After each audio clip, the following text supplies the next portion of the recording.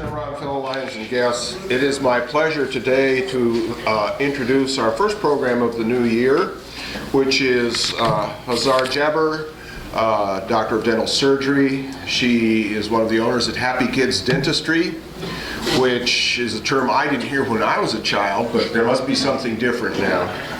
She and her husband and a bunch of other people went to the Syrian-Jordanian border with a massive relief effort, and she's here to tell us about it. So please give a warm Lions welcome to Dr. Hazar Eid.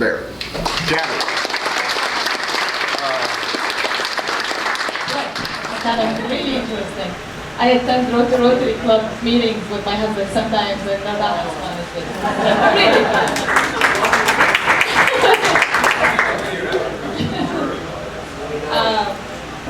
As Phil said, that I own Happy Kids Dentistry with my husband, and I want to just say something really quickly before moving on. Someone, a child with special needs with an technology.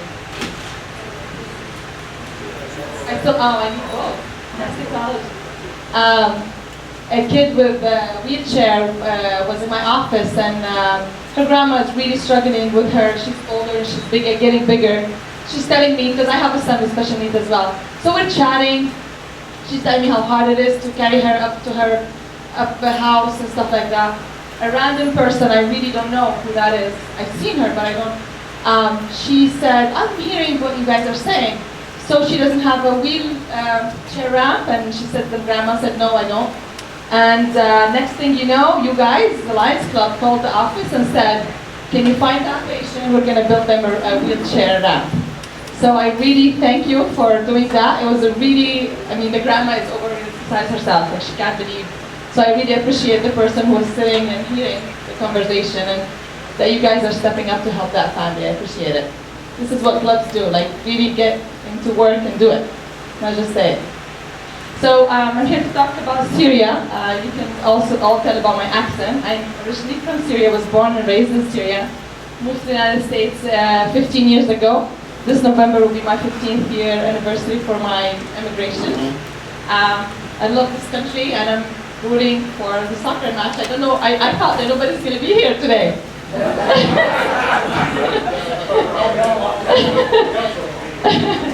So they play in a half hour, so we'll see if I can be done before the game.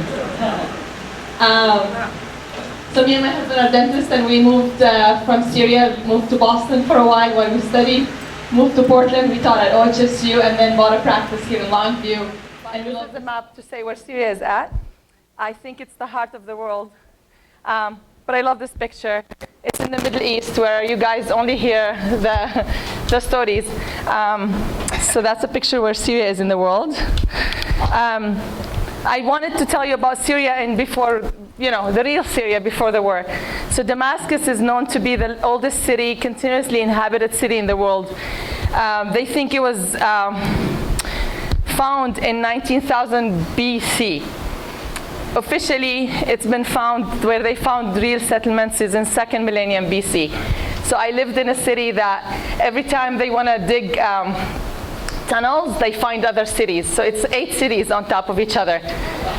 They want to build the metro, they couldn't build it because it was, they keep finding ruins and stuff that they think it's from whatever century, 1st century, 1st century. It's amazing. It's a beautiful city. It's basically buildings, because we don't have a lot of greenery like here. If you've ever been to Europe, Athens is very similar to Athens, and it's just a gorgeous city, Damascus is. I tell my kids and everybody who knows me, they say, what's Syria is all about? I say, one thing is Damascus is the oldest inhabited city in the world. That's one thing to know.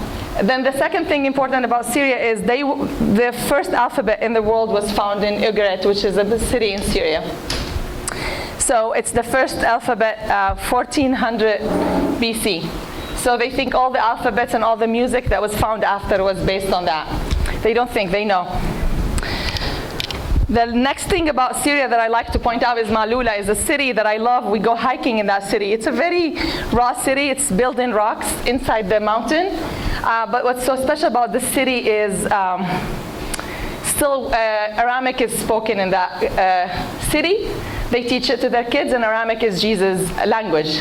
They are a place where they keep that language, and they want to preserve it, and keep it so for generations to come.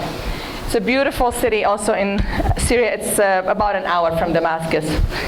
So when I wanted to talk about Syria, I thought these three things are important. There's a lot more, but Syria is a Mediterranean country. We sit on the Mediterranean Sea. Damascus is not on the Mediterranean, but we have a very beautiful seashore and a lot of resorts and stuff. That's all happened before the war. Then the war came, and if you brought me here to speak a year ago, I would have told you what's happening. Right now, I really don't know what's happening. It's much bigger. A year ago, I would have said it's government that's dictatorship. A father that was a dictator, he died. The son took over. He's less of a dictator than his dad. So we kind of rallied around him for a little bit because we're like, well, at least he's not his dad. I mean, come on, he's not his dad. He's better. And he's young. I actually knew him personally, which is weird. I met him because he was the son of the president. He wanted to meet young professionals. And he met me and Hani, and he said, why are you guys emigrating?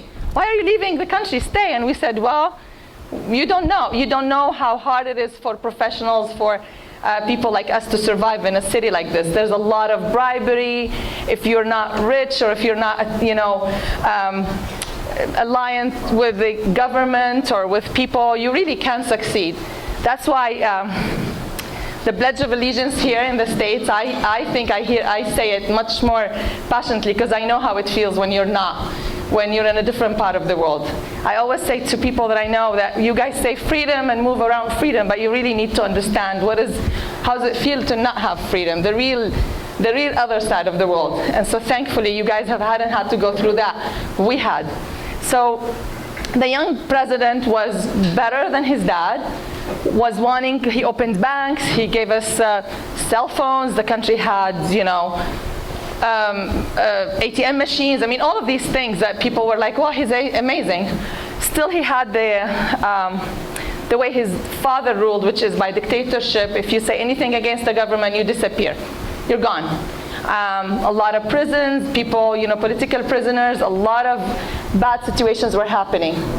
Until the young boys in Daraa, which is a city. So we all watched Egypt, where they all went to a square. I don't know if you follow the news.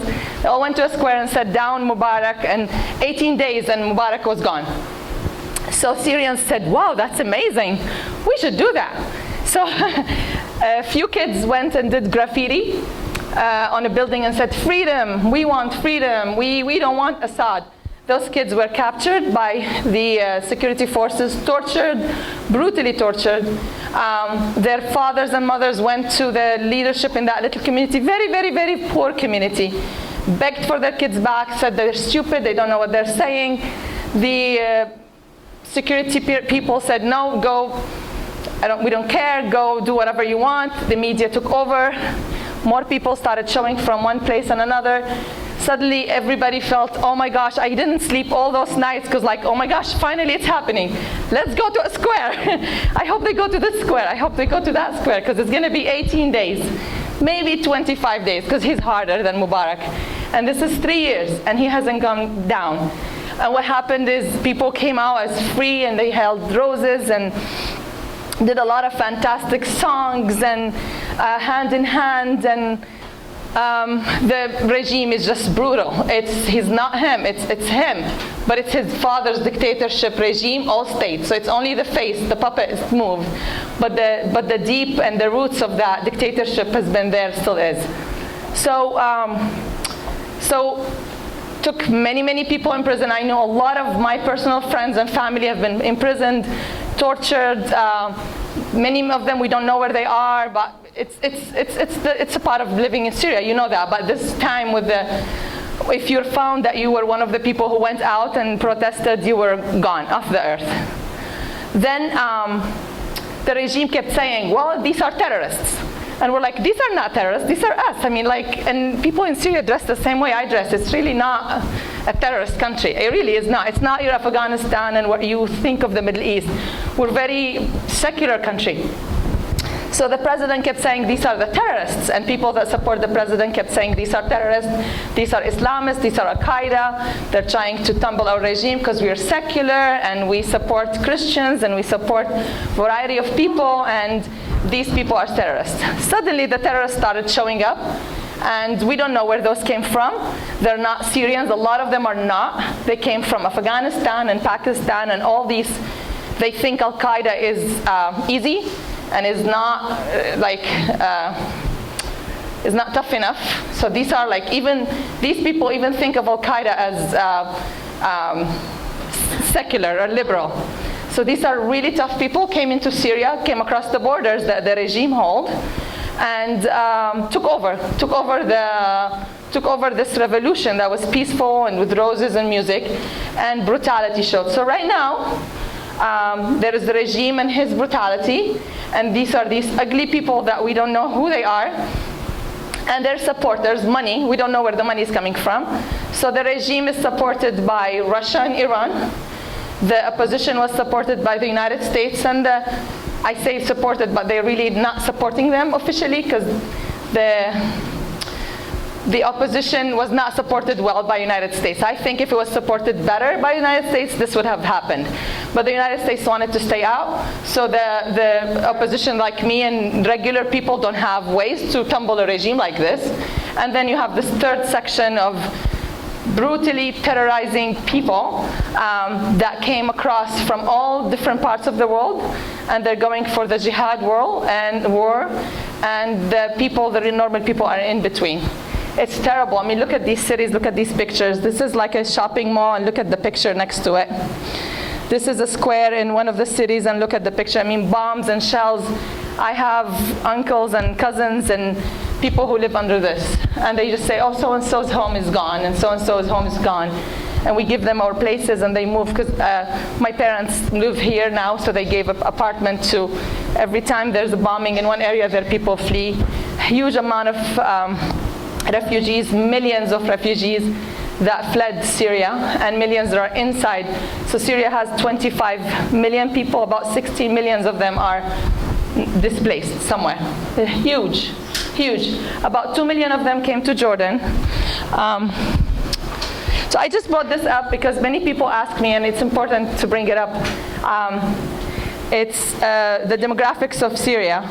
So 65% are Sunnis. You hear about them. I mean, you hear about Sunnis and Shias, and I don't want to go through it much. It's basically different sects of Islam, like Christianity has Catholicism and Protestant. They're supposedly just different little sects of Islam, but now it's becoming a lot political than I ever understand. But I wanted to show that there's 10% Christians in Syria, 12% Alawites, which is a kind of Islam, but they are where the regime is from. They're a minority, but the regime is from that. So Alawites and Christians are supporting of the regime because they're scared. They're scared of this alternative idea. And then many people are just lost in space in the middle. We decided to go help, we felt like we have to.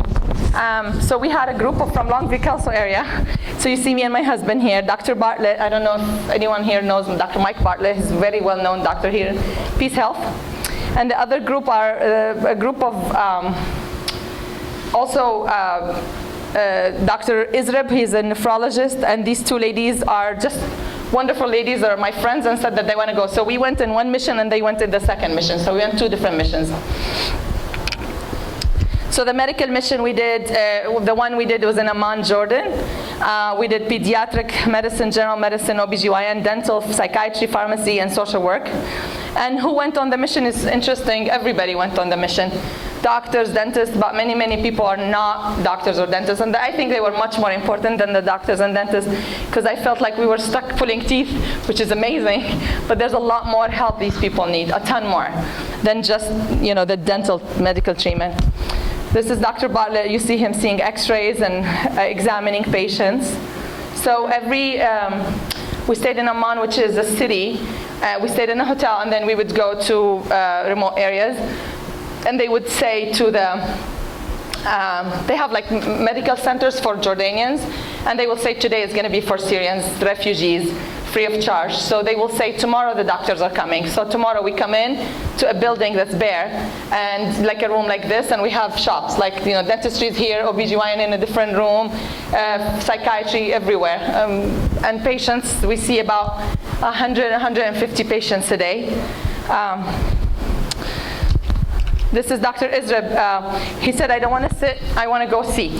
And so he went and saw the houses. Look at the picture here on the right. The left, these are, I went also to homes, and it's scary. It really is scary even to go in.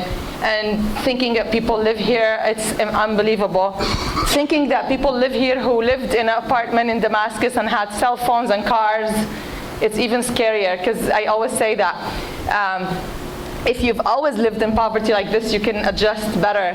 But when you have lived in a better living, you had an office, you had a shop, you had something. I mean, you organized, and then the war happened, and this bomb came. Like, let's go to Jordan. We have $1,000. Let's do it. Let's go to Jordan. And they go to Jordan, and then they can't afford anything. This little apartment cost about $200 a month. This little, I mean, really bad. This is our dental clinic. We set up shop one day outside. We didn't have enough space, and we wanted to extract teeth. We couldn't examine. We didn't have our dental chairs, so we would numb the kid and we will extract them. My husband is a kid's dentist, so he did really good job, because you have a lot of people who have already trauma, and we didn't want them to be on more trauma. But we rarely had problems. This is my pressure cooker. I had to bring it up. So I wanted to sterilize, and so I took a pressure cooker with me. Oh, I didn't take it with me because I was worried they're going to stop me in the airport. Going to the Middle East and you have pressure cooker on a plane, you can't do that. And so I called the people in Jordan. I said, can I borrow your pressure cooker? And they're like, why? I said, do you have one? And they said, yes. Can I borrow it? Of course, I can't return it now. It has all dental stuff in it. But everywhere we would go, I would ask where they do their coffee and tea, because Middle Easterns, if you know nothing, you need to know that they like their coffee and tea. So I'd look for the stove. We will put some water. We had soda cans. We'll put the instruments. We wash the instruments with soap and water, put it in there, and cook it. And pressure builds. It's very, very good sterilization method, and it really works. And I'm just like going around my pressure cooker. So I was the helper in that. We visited, I brought this up because you guys are passionate about wheelchair people. So these people at some apartment, and someone sponsored them for so many months, and now we fundraise for them to support them in this apartment. This is all people like wounded in the refugee. So we went to visit this house. It's a nice apartment. It's a big apartment, and they have beds. We visited, and then the elevator goes here, and then you have to go up the stairs to get to the apartment. We're like, why is not the elevator up here? We don't know. The elevator takes you to a floor level, and then these disabled people live in an apartment that's 10-step. So I said, how do they go out? Well, they don't go out. I said, but in case, like how? So they brought this big, it looks like a ladder, but it's a flat surface, and they just like pray to God that they're not gonna slip, and then they just go 10 steps down with a lot of support for people to take them out, to go in the elevator, to go in, it's really tough. So these are young men, mostly young, 16, 17 years old, heartbreaking. This is a kid we saw in Zatari camp who was going grocery shopping with her dad. A bullet came and sat in her skull. It's still there. Had some paralyzed her for a while, and now it's getting better and better, and she can talk and move, but the little bullet is still there. And she wants to see the American doctors. What do you think we should do? We're like, don't touch it. We can't do anything. And even if we can't do, I can't bring someone to the States to have surgeries. We just do minimal things in our missions. You can't do more. There's the other people who are not doctors or physicians. They did a lot of work. This is Bree and Carrie. They're from Longview, Kelso area. They just took a bag full of, what do you call them, rainbow bracelets or something, where they did All the kids love them. A lot of music instruments, a lot of just trying to get these kids out of that pain for that day. It's hard. Same thing, there's a woman here that she's a beautiful musician. She just took all sorts of music, and while the parents are waiting in line, the kids were trying and playing music instruments, coloring, making pictures, smiling. That's the bracelets, and that's the molar monster. We were showing them how to brush their teeth. We gave them all brushes and toothbrushes and toothpaste, and we did fluoride for them as well. We also had people gave us cash and just wanted us to help. So we just went and bought lots of bread and lots of rice. And we kind of wanted to give a family a month's supply. So we just gave them rice and bread. Each family left with a bag of rice and bread, and that would be their big portion of their meals every day. It doesn't cost much, but when you support 200 families, it does add up. This is, I don't know if you've seen it in the newspaper here, we were collecting clothes. It was in the daily news. We wanted to fill a container, and we did that. We asked people to donate clothes, jackets, shoes, well, not so much shoes, but other stuff. And Marlon knows we had a lot of traffic to our building where people were dropping off tons of stuff. I mean, we have a suite that's like a storage for happy kids, and we said, well, let's open it. We had to clear it. Every so many days, we had to move it to a storage. Someone's donated his warehouse for these boxes. So it was an amazing community effort. People said, how big is the town you're working in? And we're like, oh, it's a small town. So it's amazing. It tells you how a small town can do a huge effort. So 40 square feet. It was 20 at the beginning, and we updated it to 40 because we couldn't fit the clothes. So 40 square feet container, turned around the world, went to Jordan, and was given to refugees. Also tons and tons of wheelchairs and walkers. There was some kind of recall on wheelchairs, I don't know why, so people just gave me a lot of wheelchairs of the ones that work, but I wanted to bring this picture up because I saw it this morning. It's heartbreaking. So these are people fleeing Syria from North America, North Africa to Europe. So they probably will die or sink or make it. And they just go on things like this where people exploit them. I'm sure they have them pay a lot of money and tell them, we will get you to Malta or something in Italy. We'll get you safe. They will treat them as refugees. They will be detained for so many months before they free them into Europe, and now they are the lucky ones. These are the lucky ones. That's why I brought this picture up. Really, really, really sad, heartbreaking. I have a cousin who wants to leave, and I keep telling him, please don't go on one of these boats. But I know one day he's going to go on one of these boats. I'm sorry. So I'm done, actually. So I just wanted to encourage you to donate, to help me, if you need me to help, if you know of anybody who's interested in helping out, I'm more than happy to connect you to the right organization that supports, some organizations support humanitarian effort, medical effort.